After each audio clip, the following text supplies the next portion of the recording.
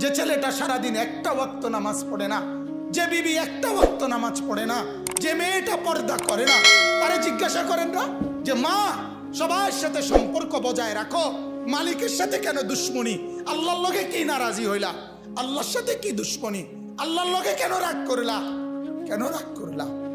এই বাপ, তোমরা যারা সেজদা করো না, তোমরা বলো না বাজান, বলো না এই দরদি ভাই চিৎকার করে বললাম, তুমি যদি বলো তোমার পায়ে ধরতে, আমি পায়ে ধরতে রাজি। তুমি যদি বলো তোমারে জড়িয়ে ধরে কাঁদতে, আমি কাঁদতে রাজি। তুমি বলো কেন আল্লাহর সাথে রাগ করলা? কেন আল্লাহর সাথে রাগ করলা? কেন আল্লাহর সাথে নারাজ হইলা? কেন সেজদা কপালে জুটলো না?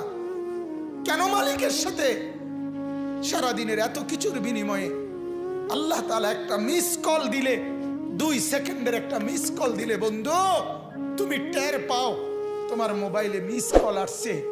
এত বড় মসজিদে 6টা মাইকের হরন দিয়া আল্লাহু আকবার বলে তোমারে ডাক দেয়, তোমার একটা বারও কানে লাগে না, বিবেকে লাগে না।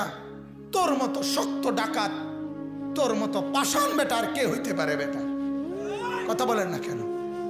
তুই ডাকাত, কত বড় ডাকাত। হ্যাঁ, এজন্য ইনশাআল্লাহ আল্লাহকে রাজি করব। বলেন ইনশাআল্লাহ। সেজদা করব তো ইনশাআল্লাহ। যুবকরা তোমরা বলো না ইনশাআল্লাহ।